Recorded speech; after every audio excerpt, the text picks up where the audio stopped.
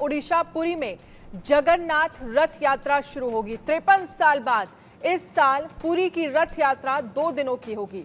स्नान पूर्णिमा पर बीमार हुए भगवान जगन्नाथ आज सुबह ठीक हुए, इसीलिए रथ यात्रा से पहले होने वाले उत्सव भी आज ही मनाए जा रहे हैं। दोपहर 2:20 पर जगन्नाथ, बलभद्र और सुभद्रा अपने अपने रथों में विराजित हो गए हैं। शाम करीब 5 बजे यात्रा शुरू हो सकती है। जगन्नाथ मंदिर के पंचांगकर्ता डॉक्टर ज्योति प्रसाद के मुताबिक भगवान को आम दिनों से 2 घंटे पहले जगाया गया। जगन्नाथ यात्रा को लेकर सुरक्षा के कड़े इंतजाम किए गए हैं। गुजरात के सीएम भूपेंद्र पटेल यात्रा में और गृह मंत्री अमित शाह आरती में शामिल हुए। शहर के कई इलाकों में गुजरेगी जगन्नाथ यात्रा, तो शहर के कई इलाकों से जगन्नाथ यात्रा गुजरेगी। तो ये अलग अलग तस्वीरें, आज से रथ यात्रा पुरी में खास इंतजाम किए गए हैं, वो भी तस्वीरें हम आपको दिखा रहे हैं। इसके साथ ही अहमदाबाद में भव्य तैयारियां की गई हैं और अमित शाह मंगला आरती में शामिल हुए हैं। आप चौथी तस्वीर में देख सकते हैं।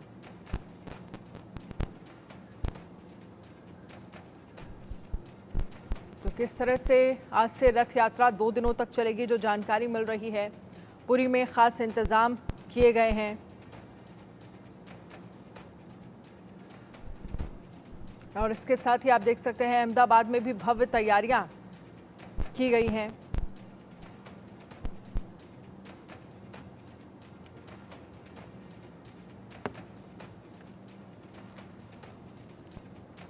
और ऋतु सिंह, हिंदू धर्मगुरु, इस पर ज्यादा बातचीत करने के लिए हमारे साथ जुड़ गई हैं। ऋतु सिंह जी, बहुत बहुत स्वागत है। सबसे पहले तो जो तस्वीरें हम आपको दिखा रहे हैं, अब उसके बारे में समझना चाहूंगी और क्या मान्यता है इस पुरी की रथ यात्रा की। देखिए, मुझे लग रहा है थोड़ा तो तस्वीरें नहीं आ पा रही हैं, पर आप चेक करिए। जी, आप जगन्नाथपुरी की रथ यात्रा के बारे में बताइए, क्या महत्व है और कितनी पौराणिकता है ये पूरी यात्रा। हाँ बिल्कुल, देखिए जगन्नाथपुरी की रथ यात्रा का महत्व बहुत ज्यादा है। कहा जा सकता है कि भक्ति का सर्वोत्कृष्ट सर्वोच्च पर्व है ये, जो वृंदावन की भक्ति है, जो प्रेम भाव की भक्ति है ईश्वर की, भगवान कृष्ण की। तो ये उस भक्ति का एक सर्वोच्च रूप है। कहते हैं कि जब कुरुक्षेत्र में राधा और कृष्ण का मिलन हुआ था, तब राधा जी ने ये इच्छा व्यक्त की थी कि मुझे तो ये द्वारिकाधीश उतने नहीं भा रहे हैं, मुझे तो अपने वृंदावन के कन्हैया ही चाहिए। तब भगवान कृष्ण ने उनकी इच्छा का मान रखते हुए जगन्नाथपुरी से गुंडिचा देवी का मंदिर, जो यात्रा होती है पुरी के मंदिर से और देवी गुंडिचा के मंदिर तक, भक्त उनको हाथ से खींच कर लेकर जाते हैं। आप देखिए कितना प्यारा पर्व है ये, कितनी ज्यादा भक्ति है ईश्वर कृष्ण के प्रति कि यहाँ पर कोई मोटर, कोई मशीनरी यूज नहीं होती है। कृष्ण के भक्त, उनका ये भाव होता है इस पर्व के पीछे कि भाई आपने जन्म लिया, द्वारिका में आए और कृष्ण अब बहुत हो गया, आपने धर्म की स्थापना कर ली, कुरुक्षेत्र में आपने भगवत गीता का ज्ञान भी दे लिया और अब घर वापस लौटिए। इस भावना के साथ बहुत ही प्यार से भक्त उनको खींचकर गुंडिचा देवी के मंदिर, जिसको हम कहते हैं कि द्वारिका और वृंदावन के बीच की दूरी हम मानते हैं भावनाओं से, तो ये उसका पर्व है और ये हर वर्ष लाखों करोड़ों की संख्या में लोग यहाँ पर आते हैं। एक तरह से भक्ति की पराकाष्ठा, और जो स्वरूप है जगन्नाथ जी का, आप देख सकती हैं कि सारे जग से निराला स्वरूप है, जिसमें बड़ी बड़ी आंखें हो जाती हैं। तो इसके पीछे भी कितनी प्यारी पौराणिक कथा है कि जब कृष्ण की पत्नियां, हम कह सकते रुक्मिणी जी, सत्यभामा जी कथा सुन रही थी देवी रोहिणी से, तो जब देवी रोहिणी वृंदावन के प्रसंग सुना रही थी, वो सुनकर सुभद्रा, कृष्ण और बलराम तीनों इतने ज्यादा भाव विभोर हो गए उस प्रसंग में, उस समय में जाकर अपनी ही कथाएं सुनकर या राधा रानी की बातें सुनकर, राधा के विरह में उनकी आंखें बड़ी बड़ी हो गई और उनका ये जो स्वरूप हम आज देखते हैं वो उसी समय का प्रतीक है। तो बहुत सुंदर भक्ति पर्व है ये, और अगर अवसर मिले तो इस पर्व में अवश्य शामिल होना चाहिए और जगन्नाथ भगवान का आशीर्वाद प्राप्त करना चाहिए। बिल्कुल, इसके साथ ही क्योंकि ये कहा जा रहा है कि 53 साल बाद इस साल पुरी की रथ यात्रा जो है वो पूरे 2 दिनों की होगी, और क्योंकि स्नान पूर्णिमा पर बीमार हुए भगवान जगन्नाथ आज सुबह ही ठीक हुए हैं, इसीलिए रथ यात्रा से पहले होने वाले उत्सव भी आज ही मनाए जा रहे हैं। ये रथ यात्रा से पहले जो उत्सव मनाए जा रहे हैं, इनका क्या महत्व है, इनकी क्या मान्यता है और 2 दिन की इस पूरी यात्रा की क्या वजह है? जी, देखिए कितना अच्छा ये भी पर्व है कि एक कृष्ण जो अपने भक्त के लिए बीमार होते हैं, जो उनको काढ़ा पिलाया जाता है और आज सुबह ही वो ठीक होते हैं। तो यही मान्यता है कि भक्त के लिए ईश्वर कोई भी कष्ट लेने के लिए तैयार हो जाते हैं अपने ऊपर, कोई भी परेशानी जब भक्त को परेशानी में नहीं देख सकते, अगर वो बीमार है। देखिए कितनी सुंदर कथा है कि जब उनका भक्त कोई बीमार हुआ था, तो कृष्ण एक बालक रूप में, एक इंसान के रूप में उनकी सेवा कर रहे थे। तो जब उनको इस बात का आभास होता है उनके भक्त को कि स्वयं नारायण मेरी सेवा कर रहे हैं, तब जो उनको ग्लानि होती है, उस ग्लानि को दूर करने के लिए माधव ने, कृष्ण ने उनको ये वादा किया कि कोई बात नहीं है, अब तुम ठीक हो जाओ और तुम्हारी बीमारी का कुछ भाग, जो कि उन्होंने स्वयं पर ग्रहण किया। तो इस तरह ये उसी बात का प्रतीक है, भक्त और भगवान के बीच का जो एक बहुत सुंदर एक रिलेशन है, एक संबंध है, उसका प्रतीक है ये। और यही 2 दिन की यात्रा, ये जो एक उत्सव का माहौल है, जो कृष्ण के भक्त हैं दूर दूर से यहाँ पर आ रहे हैं और भगवान कृष्ण की भक्ति कर रहे हैं, तो ये इसी भक्त और भगवान के बीच के संबंधों को दर्शाता है ये पर्व। बिल्कुल। और इसके साथ ही क्योंकि जो रथ यात्रा है वो सोने के झाड़ू लगाने के बाद जो यात्रा है वो शुरू की जाएगी और लगभग 5 बजे का वक्त बताया जा रहा है जब ये यात्रा शुरू होगी। और सूर्यास्त के बाद रथ जो है वो नहीं खींचे जाएंगे। जिस वक्त सूर्यास्त हो जाएगा उसके बाद रथ जहां पर थे वो वहीं रह जाएंगे। इसकी भी कोई मान्यता है क्या? हाँ, देखिए मान्यता इसमें ये होती है कि जब कोई भी पर्व होता है, कोई भी धार्मिक पर्व, हमारे जो पंचांग है, जो हम हिंदू के जो हम अपने पर्व करते हैं, तो इसमें ये मान्यता होती है कि सूर्योदय से और सूर्यास्त तक के समय को हम बहुत शुभ मानते हैं। सूर्यास्त के बाद कोई भी इस तरह का उत्सव हम नहीं बनाते हैं। तो ये अपनी पौराणिक मान्यताओं के आधार पर ही ये प्रथा निर्धारित की गई है। और जो समय, जो उनका मुहूर्त है, जो आज का पंचांग है, उसके हिसाब से ही 5 बजे का समय निर्धारित किया गया है और सूर्यास्त के बाद फिर पुनः सुबह यात्रा आरंभ की जाएगी। चलिए, आप हमारे साथ रहिएगा। हमारे साथ संवाददाता भी हमारे जुड़ गए हैं ग्राउंड जीरो से। जतिन रावल अहमदाबाद से हमारे साथ लाइव हैं, रवि कुमार लखनऊ से हैं, नरेंद्र दास संवाददाता भी हमारे साथ लाइव जुड़ गए हैं। लेकिन सबसे पहले जतिन, आपके पास आना चाहेंगे और आपसे ज़रा तस्वीरें देखना चाहेंगे, समझना चाहेंगे अहमदाबाद में अब क्या कुछ तैयारियां हैं।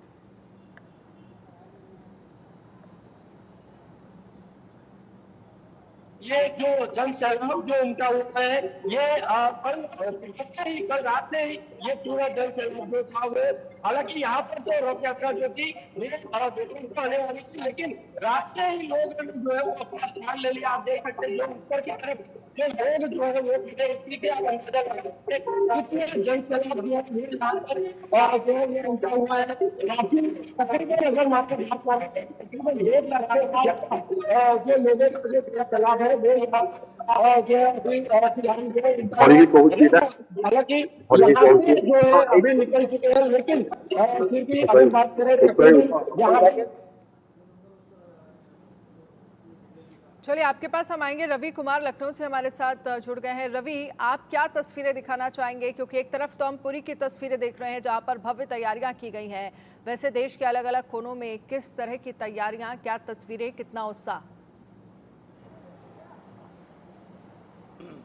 हाँ, देखिए लखनऊ में 2 अलग अलग यात्राएं हैं वो निकल रही हैं। अगर हम बात करें तो अभी कुछ ही देर में एक यात्रा है वो लखनऊ के चौक इलाके से जो बड़ी काली जी मंदिर है वहाँ से रवाना हुई। हालांकि तैयारियां है वो पूरी कर ली गई हैं और विभिन्न आसपास के जो इलाके हैं वहाँ से होते हुए भव्य रूप से ये पूरी जो शोभा यात्रा है वो निकलेगी और पूरा अलग अलग जो इलाके को होते हुए फिर वो वापस वहाँ पर पहुँचेगी। और वहीं दूसरी यात्रा की बात करें तो शाम को 6 बजे के करीब दूसरी यात्रा के निकलने का समय बताया गया है, जो कि बाजार खाला इलाके से निकलेगी और वो भी आसपास के इलाकों में होते हुए पूरे शहर का भ्रमण करते हुए क्षेत्र का जो आसपास के इलाके हैं वहाँ पर होते हुए वो शोभा यात्रा है वो। हालांकि इस दौरान जहाँ शोभा यात्रा का स्वागत के लिए लोगों ने पूरी तैयारी की है और पूरी सजावट के साथ भी शोभा यात्रा को निकाला जाना है। उसके साथ में जो लोग हैं वो इस शोभा यात्रा का लंबे से इंतजार करते हैं। हालांकि अब शोभा यात्रा जब निकलेगी तो कहीं ना कहीं लोगों का भाव है वो देखने को मिलेगा। और सबसे बड़ी बात यह है कि इसके लिए पूरी जो पुलिस प्रशासन की तरफ से ट्रैफिक को लेकर पूरी तैयारी की गई है।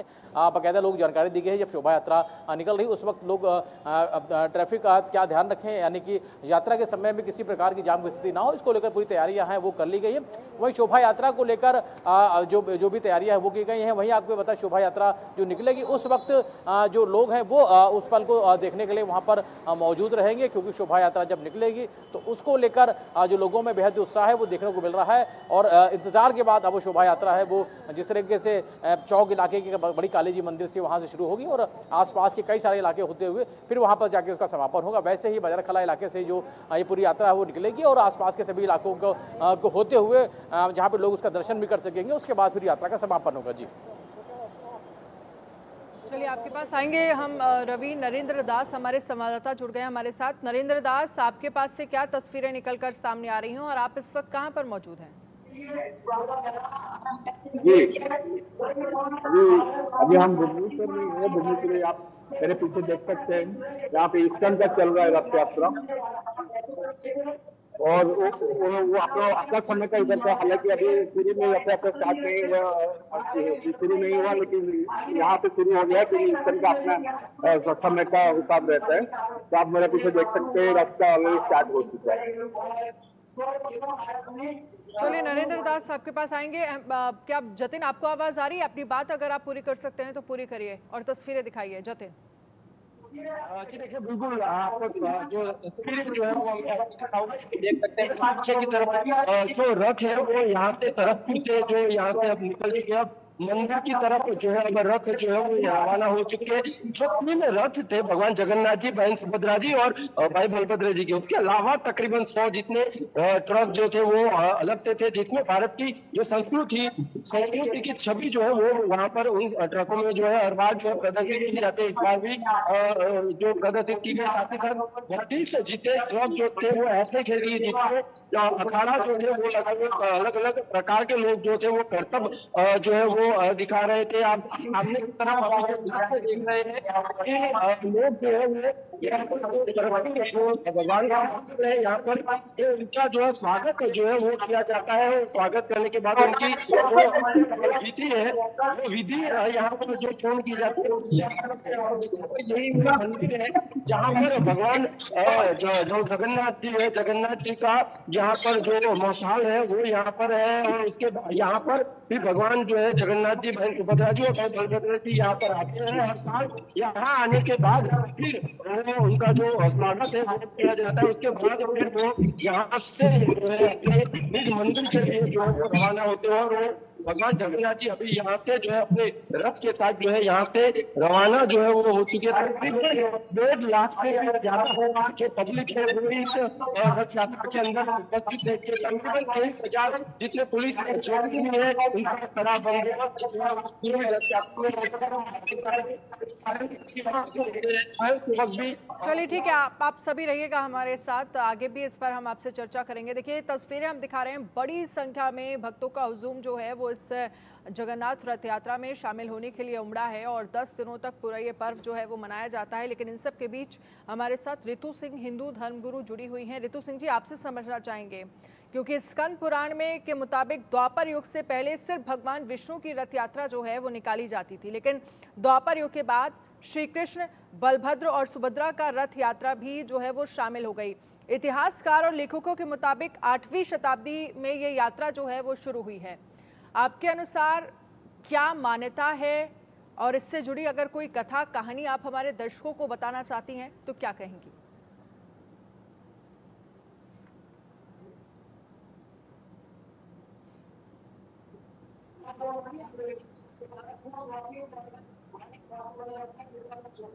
रितु सिंह जी, आपको आवाज आ रही है?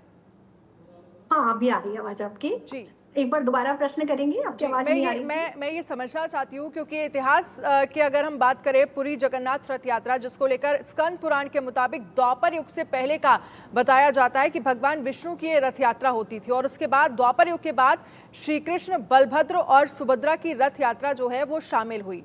आपके हिसाब से आप इतिहास के बारे में, इस रथ यात्रा के बारे में कोई मान्यता, कोई कथा, कोई कहानी अगर हमारे दर्शकों को सुनाना चाहें?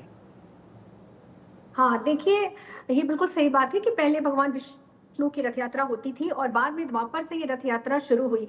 इसके पीछे एक कथा है, जो पौराणिक कथा है, जो बहुत लोगों को पता भी होगी, कि भगवान कृष्ण के एक बहुत बड़े भक्त हुए, मुस्लिम भक्त सालबेग, जो भगवान जगन्नाथ जी के मंदिर जाया करते थे और बाहर बैठकर उनको अपने लिखे हुए पद सुनाया करते थे, क्योंकि उस समय प्रवेश निषेध था, मंदिर के अंदर प्रवेश नहीं कर सकते थे वो, दूसरे धर्म के होने की वजह से। लेकिन वो कृष्ण के प्रेम में बहुत पराकाष्ठा थी उनकी, बहुत प्रेमी भक्त थे और उनके पद वो बाहर से ही गाकर आ जाया करते थे सुनाकर। तो उसके बाद एक बार वो बीमार पड़े, बहुत टाइम के लिए बीमार पड़े, और तो वो पद सुनाने वहां मंदिर के बाहर नहीं जा पाते थे। उसके बाद कहते हैं कि जगन्नाथपुरी जी के जो पुजारी थे, उनको स्वप्न में जब भगवान जगन्नाथ ने स्वप्न में दर्शन दिए और उनको ये बोला कि मुझे वहां लेकर चलो मेरे भक्त के पास।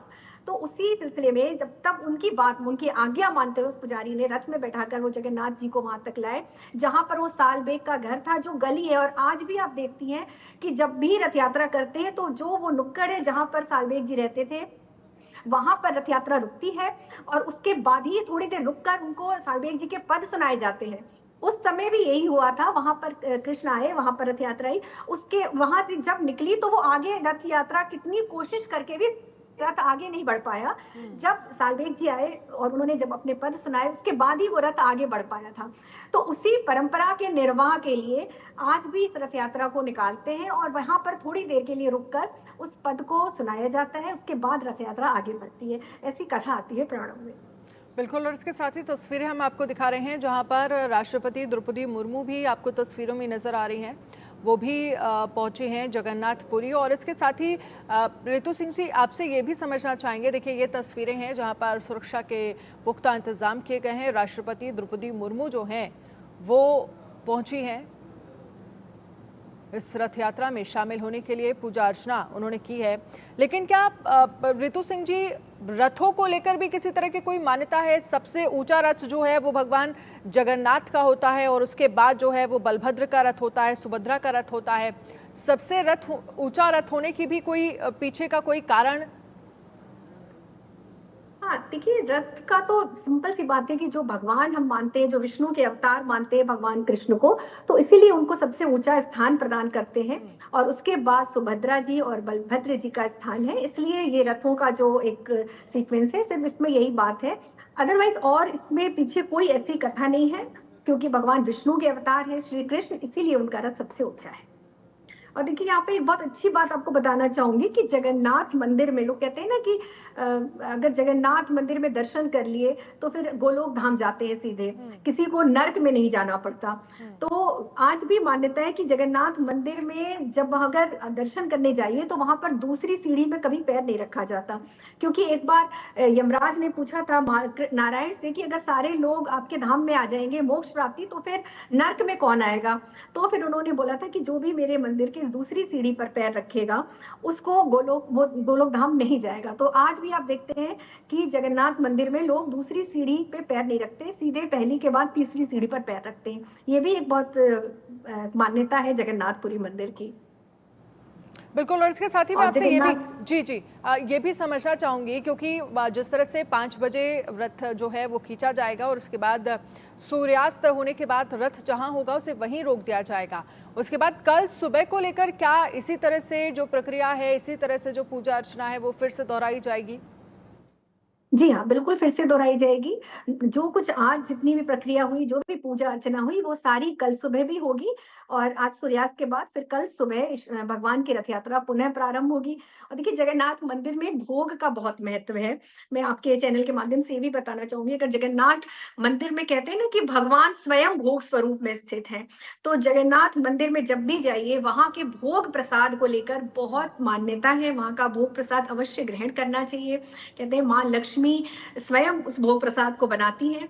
तो ये आज भी आप देखेंगे कि जितने भी लोग वहां जाते हैं सबको भोग प्रसाद बंटता है और कभी भी चाहे कितने भी लोग उपस्थित हो जाएं कमी नहीं पड़ती है। तो वहां के भोग की मान्यता भी बहुत विलक्षण है।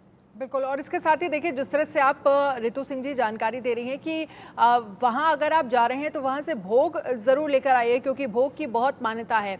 और कौन कौन सी चीज़ें हैं जिन बातों का भक्तों को ख्याल रखना चाहिए, अगर वहाँ पर पहुँच रहे हैं तो वो ज़रूर करनी चाहिए या वहाँ से ज़रूर लेकर आनी चाहिए?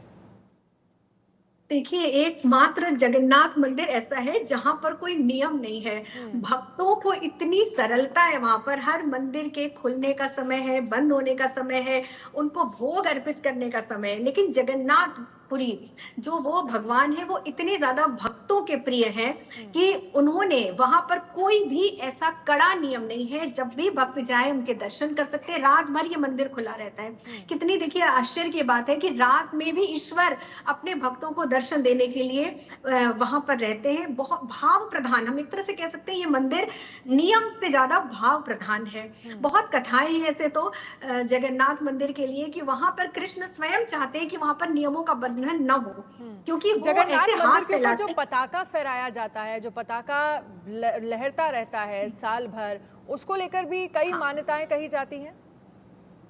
हाँ, बहुत देखिए ये लोग कहते हैं ना कि ईश्वर नहीं है, ईश्वर के अस्तित्व पर सवाल उठाते हैं। तो आप देखिए उसका ये कितना बड़ा उदाहरण है कि जगन्नाथ मंदिर का जो पताका है हमेशा हवा के विरुद्ध उड़ता है। तो ये कितनी बड़ी बात है।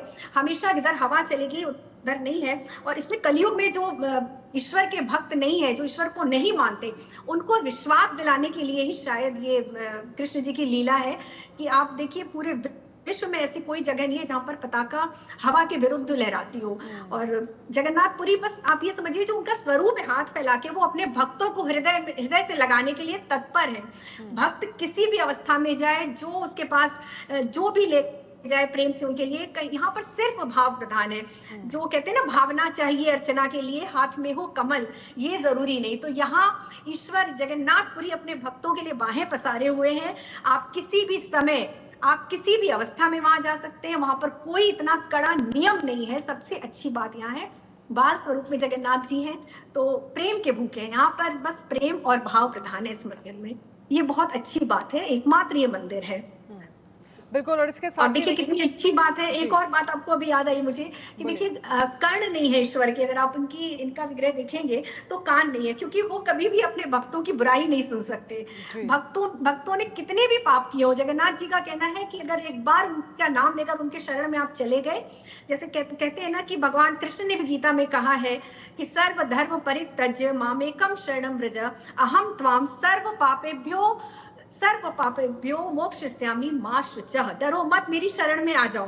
तो आप बस यही स्वरूप मानिए कि कृष्ण यहाँ बुला रहे हैं कि आपने कितने भी पाप किए हो, आपके पास पापों का भंडार है, लेकिन एक निर्मल हृदय, श्रद्धा भाव लेकर अगर आप जगन्नाथपुरी के द्वार पर जाते हैं तो भगवान जगन्नाथ आपके सारे पापों को दूर कर देते हैं, चाहे आप किसी भी धर्म के हो। ये भी बहुत विशेष बात है।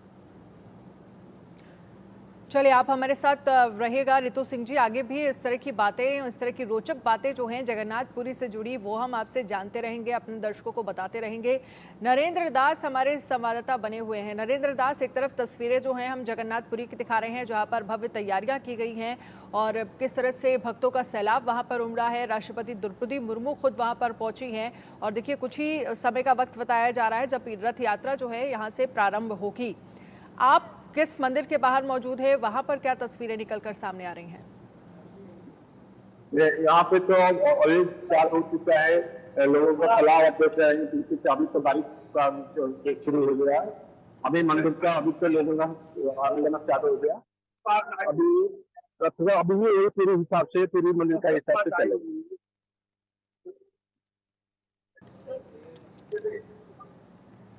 हेलो जी नरेंद्र दास जी, चलिए आपके पास मैं आऊंगी और कुछ श्रद्धालुओं का रिएक्शंस आपको एक बार सुनवा देते हैं। जो लोग जगन्नाथपुरी पहुंचे हैं, कितना उत्साह है, कितना खुश वो लोग नजर आ रहे हैं, सुनिए जरा। मेरा नाम राधा चरण दास है, मैं वृंदावन से आया हूं मैं, और जगन्नाथ जी के दर्शन के लिए आया हूं, क्योंकि हम जानते हैं कि सिर्फ साल में 2 बार जगन्नाथ जी जो है अपने विशेष दर्शन और विशेष कृपा करने के लिए बाहर आते हैं। तो ऐसी कृपा को कौन छोड़ सकते हैं, है ना। जगन्नाथ जी जगत के नाथ है, वो बाहर आके बता रहे हैं, बाहर आके रथ पे आ रहे हैं, रथ पे जैसे दर्शन दे रहे हैं। तो राजा महाराजा की तरह आते हैं, सोने का वेश धारण करते हैं, सोने का मुकुट धारण करते हैं, दिखाते हैं कि मैं वास्तव में जगन्नाथ जी हूँ, जगत के नाथ हूँ। ऐसे आके हम जैसे लोगों को दर्शन देते हैं, जनता को दर्शन देते हैं, अपना नाम जो जगन्नाथ जी वो सार्थक करते हैं। नमस्कार, जय जगन्नाथ। मैं पुरी से हूँ और ये रथ यात्रा और जगन्नाथ के सामने डांस करके तो मुझे बहुत ही खुशी हो रहा है और मैं यहाँ पर 5 मिनट से डांस कर रहा हूँ। तो यहीं पर सब मेरे ट्रूप है, मेरे ग्रुप के डांसर्स है, वो भी मेरे साथ आए हैं, यहाँ पर डांस कर रहे हैं। तो मैं बहुत ही खुश हूँ, तो थैंक यू। जय जगन्नाथ। हम बहुत अच्छी तरह इंतजाम किए हैं, कोई प्रॉब्लम नहीं है, सारे सिक्योरिटी सिस्टम है, दिल्ली पुलिस वाले हैं और बड़े धूमधाम से उड़िया लोग, बिना नॉन उड़िया लोग सब मिलके इसको पालन कर रहे हैं। अच्छी तरह से हो रहा है, कोई दिक्कत नहीं हुआ है। अच्छा, लगभग कितनी भीड़ यहाँ पे आ जाई है? हाँ जी, कितनी भीड़ आई है यहाँ पे? 1 लाख से तो ज़्यादा लग रहा है। अच्छा, इससे ज़्यादा भी हो सकता है। रथ यात्रा कहाँ तक गई है, कहाँ से वापस आएगी? ये एम्स से पहले एक वो यू टर्न करके फिर यहीं वापस आ जाएंगे। अच्छा, ठीक है, थैंक यू। मंदिर प्रशासन ने और विशेष करके सेवायत भाई और बहनों, सेवक भाई और भाई लोगों ने बड़े सुचारू रूप से अभी तक दोनों रथ में बलभद्र जी और सुभद्रा जी चढ़ पहुंच चुके हैं। अभी अभी आप देख रहे थे महाप्रभु जगन्नाथ अपने तरीके से रथ की ओर बढ़ रहे हैं। फिर पूज्य शंकराचार्य जी आएंगे, गजपति महाराज जी स्वच्छता का कार्यक्रम करेंगे और इस बार तो और विशेषता है, देश की परम आदरणीय राष्ट्रपति द्रौपदी मुर्मू जी खुद यहाँ आ रहे हैं। शायद देश की इतिहास में पहली बार भारत की राष्ट्रपति पूरी आ रहे हैं रथ को दर्शन करने के लिए, रथ के समय में दर्शन करने के लिए। सभी हिंदुओं के लिए, सभी ओडियाओं के लिए ये अत्यंत गौरव की क्षण है। मैं आज के अवसर पे महाप्रभु जगन्नाथ जी को प्रार्थना करूंगा, हमारी राज्य उड़ीसा को 1 नंबर राज्य बनवाए, हमारी देश प्रधानमंत्री नरेंद्र मोदी जी के नेतृत्व में विकसित भारत की ओर और तीव्रता से बढ़े, यही हमारा प्रार्थना रहेगा। जय जगन्नाथ। ये भारत विविधताओं से भरा हुआ देश है। यहाँ विभिन्न व्रत, त्योहार, मेले, इस तरह के उत्सव भारत की संस्कृति का हिस्सा हैं। भगवान जगन्नाथ के धाम जगन्नाथपुरी में सदियों से भगवान जगन्नाथ 7 दिन के लिए रथ यात्रा के लिए बाहर निकलते हैं और रथ यात्रा के उस उत्सव में लाखों लोग सम्मिलित होते हैं। दिल्ली में भी हौज खास के इस मंदिर में पिछले 46 साल से रथ यात्रा का ये उत्सव अनवरत रूप से चल रहा है और निश्चित रूप से हम सबको एक साथ जोड़ने का, एकता के सूत्र में बांधने का अवसर इस यात्रा के माध्यम से मिलता है। भगवान जगन्नाथ की इस यात्रा में जितने भी भक्तजन यहाँ लाखों की संख्या में सम्मिलित हुए हैं, मैं हृदयपूर्वक सबको बधाई देता हुआ उनकी भगवान मनोकामना पूरी करें, ऐसी प्रार्थना करें। जय जगन्नाथ। जय जगन्नाथ। आज रथ यात्रा सफलतापूर्वक अच्छी तरह भी चल रहा है। जो भक्त और श्रद्धालु आए हैं इसको देखने के लिए काफ़ी संख्या में इकट्ठे हुए हैं और जैसे आप जानते हैं यहाँ पे जो भी कार्य होता है महाप्रभु की कृपा से ही होता है, तो उनके कृपा से ही हम आगे बढ़ रहे हैं और काफ़ी जो श्रद्धालु इधर आए हैं उसके लिए बंदोबस्त करा गया है, चिकित्सा का, पानी की सुविधा करी गई है और जैसे वो आराम से ये आज रथ यात्रा में भगवान का दर्शन कर पाएँ उसके लिए हर प्रकार का बंदोबस्त पुलिस की तरफ से, प्रशासन की तरफ से, राज्य स्तर पे और जिला स्तर से करा गया है। देखिए, जो लोग वहां पर पहुंच रहे हैं वो लगातार ये बता रहे हैं कि किस तरह से वहां पर इंतजाम किए गए हैं। पुलिस प्रशासन ने व्यवस्था की है कि जो श्रद्धालु वहां पर पहुंचे वो ठीक से दर्शन करें, किसी को किसी भी तरह की कोई परेशानी ना हो। रितु सिंह जी, हिंदू धर्मगुरु, हमारे साथ लगातार बनी हुई है। रितु सिंह जी, क्योंकि मैं देख रही थी कहीं पर जहाँ पर लिखा था कि सुबह से आज क्या कुछ प्रक्रिया हुई है, जिसमें सबसे पहले ये कहा गया कि भगवान को आम दिनों से 2 घंटे पहले जो है वो जगाया जाता है आज के दिन, और उसके बाद मंगला आरती सुबह 4 बजे की जगह रात 2 बजे होती है। मंगला आरती के बाद करीब 2:30 बजे ये कहा जाता है कि दशावतार पूजन होता है। इन सब के बारे में मैं आपसे ज़रा विस्तार से समझना चाहूँगी। 3 बजे नेत्रोत्सव और फिर 4 बजे पुरी के राजा की तरफ से पूजा की जाती है और फिर 5:10 जहाँ पर ये कहा जा रहा है कि सूर्य की पूजा होती है। करीब 5:30 बजे द्वारपाल पूजा हुई और 7 बजे भगवान को खिचड़ी का भोग लगाया जाता है, क्योंकि यहाँ भगवान जो है वो बाल अवतार में है, क्या इसलिए खिचड़ी का भोग। और इन तमाम पूजा के महत्व के बारे में भी आपसे समझना चाहेंगे। ये जो विधि विधान है पूजा का वो तो जो वहाँ के महंत हैं, पुजारी हैं, तो जो उनका एक नियम बना हुआ है पूजा के विधि विधान का, वो उसी के अनुसार कर रहे हैं। और जब भी देखिए घर में भी कोई उत्सव होता है ना, तो हम बहुत जल्दी उठ के और तैयार होते हैं, उस उत्सव की तैयारी करते हैं। तो यहाँ भगवान का जो स्वरूप है उनको भी तैयार करने के लिए 2 घंटे पहले उनको आज जगाया गया और उनकी मंगला आरती हुई, क्योंकि इतने सारे विधि विधान करने थे और सूर्यास्त से पहले इस रथ यात्रा को विराम भी देना था स्टार्ट करके। तो इस वजह से जो उन्होंने समय के हिसाब से और आज के पंचांग के हिसाब से ये सारी जो पूजा विधि है, अर्चना की विधि है, या उनको खिचड़ी का भोग है, खिचड़ी के भोग की भी देखिए बहुत महत्ता है। कहते हैं कि जगन्नाथपुरी जाके अगर खिचड़ी का भोग नहीं खाया तो फिर कोई मतलब नहीं है। और भगवान कितने उत्सुक हैं, आप ये देखिए ना, भक्तों से मिलने के लिए। जो जगन्नाथ जी का स्वरूप है ये भक्तों का प्रिय स्वरूप है, भक्त वत्सल है। तो वो इतने ज्यादा उत्सुक हैं कि वो रात से ही, पहले भी मैंने बताया कि वहां पर बहुत ज्यादा कड़े नियम नहीं है, कोई ऐसा नियम नहीं है कि अगर 4 बजे मंगला आरती है तो 4 बजे ही होगी। तो आज के दिन क्योंकि इतना बड़ा दिन है, 2 दिन में पूरा उत्सव करना है, इसी वजह से ये सारे प्रावधान हैं। और जगन्नाथ जी की तो आप देखिए ना, कितनी अच्छी बात है कि उनकी बड़ी बड़ी नेत्र है। जहां भक्तों के कमियां देखने की बात होती है या भक्तों के गुण देखने होते हैं जब उनको, तो उनकी आंखें इतनी बड़ी हो जाती है। मतलब भक्तों के गुण, हमेशा वो भक्तों की अच्छी चीजें ही देखते हैं। और यही कृष्ण, जब बात होती है कि भक्तों की कमियां देखनी है तो वेंकटेश बन जाते हैं, वेंकटेश्वर बन जाते हैं, आंखें बंद हो जाती है और तिलक लग जाता है। तो कृष्ण तो भक्त वत्सल भगवान है। जगन्नाथ जी का स्वरूप बहुत ज्यादा भक्त वत्सल है, बहुत ही सरल स्वरूप है। तो इसी नियमों के तहत उनको आज के दिन का पूरा जो प्रावधान है वो पंचांग के आधार पर तैयार किया जाता है। बिल्कुल। और इसके साथ ही जो जगन्नाथ का, भगवान जगन्नाथ का, सुभद्रा का और साथ ही बलभद्र का जो स्वरूप हम देख रहे हैं, आंखें बड़ी बड़ी हैं और मुकुट है सर पर, इस स्वरूप के बारे में आप क्या बताना चाहेंगी? इसी स्वरूप के बारे में ही मैं बता रही हूँ कि जब माँ रोहिणी कथा सुना रही थी वृंदावन की, तो वो सिर्फ कृष्ण जी की जो पत्नी थी उनको, रुक्मिणी जी को और सत्यभामा जी को सुना रही थी। लेकिन क्योंकि कहा जाता है कि दरवाजे पर कृष्ण खड़े थे और उन्होंने वो सुन लिया, कृष्ण और सुभद्रा और बलराम।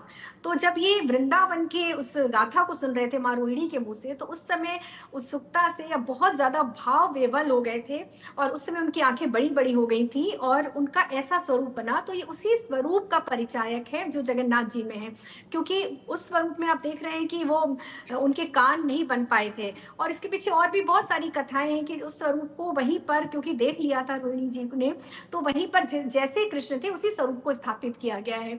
और क्योंकि द्वारिकाधीश है, उनका इतना बड़ा साम्राज्य, यहाँ पर द्वारिकाधीश की पूजा होती है, तो इसलिए सोने का मुकुट और उनका जो भी साज श्रृंगार है वो उसी उनके द्वारिकाधीश के अनुरूप है। इसी वजह से इनका ऐसा स्वरूप है। और अभी यही मैंने बताया कि जब कृष्ण को भक्तों की जो गुण देखने होते हैं, भक्तों को बहुत प्यार करते हैं इस रूप में कृष्ण, इस वजह से उनका ऐसा स्वरूप है। बिल्कुल। और इसके साथ ही देखिए, मैं जो तस्वीरें यहाँ पर देख पा रही हूँ ऋतु जी, बड़ी संख्या में लोगों का हुजूम उमड़ा है। और आज से अगर हम 2 साल पहले की बात करें, कोरोना की वजह से ये रथ यात्रा जो है वो रोकी गई थी, और वो मुझे लगता है कि इतिहास में ऐसा पहली बार हुआ था जब एक बार यात्रा पर रोक भी लगाई गई थी। बड़ी संख्या में भक्त जो है वो नहीं, कुछ दूर की यात्रा हालांकि निकली थी, लेकिन भक्त जो है वो इतनी बड़ी संख्या में नहीं वहाँ पर पहुँचे थे। तमाम गाइडलाइंस थी। लेकिन इस बार, और हम पिछले कुछ सालों से देख रहे हैं कि तमाम दूर दूर से इस दृश्य को निहारने के लिए, इस यात्रा में शामिल होने के लिए भक्त पहुंचते हैं। और ये बताता है कि इसकी मान्यता कितनी ज्यादा है, लोगों में महत्वता कितनी ज्यादा है। बिल्कुल। देखिए, कोरोना के समय में बिल्कुल सांकेतिक रूप में यात्रा निकली थी, क्योंकि जो प्रथा है उसको तो नहीं रोक सकते थे, लेकिन भक्तों का ये हुजूम वहां पर नहीं आ पाया था, भक्तों को ये दर्शन लाभ नहीं मिला था। तो अभी ईश्वर की कृपा से इस वर्ष पूरे यहाँ पर हुजूम लगा हुआ है भक्तों का। और देखिए, प्रशासन की व्यवस्था भी बहुत अच्छी है, ये अच्छी बात है, क्योंकि इतने लोगों को नियंत्रित करना ये एक बड़ा चैलेंज है। तो अगर अच्छी व्यवस्था हो, अगर तरीके से प्रशासन इसमें रुचि ले और अपना जो भी उसके अधिकार है, जो भी कर्तव्य है, उसके अनुरूप यहाँ पर व्यवस्था करवाएं तो बहुत अच्छी बात है, बहुत महत्व है। जगन्नाथ देखिए हमारा एक धाम है, चारों धाम की यात्रा। हिंदू धर्म का क्या, हिंदू धर्म के 4 स्तंभ, हम कहते हैं कि अगर आपने जन्म लिया है हिंदू बन के, तो आपको चारों धाम की यात्रा करनी बहुत आवश्यक है। तो उसमें एक बड़ा धाम जगन्नाथपुरी का धाम है, तो जी। इसकी महत्ता तो आप कम आंक ही नहीं सकते। बहुत महत्ता है और लोग और भक्त जो है वो दर्शन लाभ के लिए बिल्कुल वहाँ ठीक उपस्थित कहा हो रहे कि हैं। अपने हिंदू मान्यता के अनुसार चार धाम की यात्रा करना ज़रूरी होता है हर किसी के लिए, और जो लोग इस चार धाम की यात्रा को करते हैं वो जगन्नाथ भी ज़रूर जाते हैं, क्योंकि एक धाम जो है वो जगन्नाथपुरी भी माना जाता है। बहुत बहुत शुक्रिया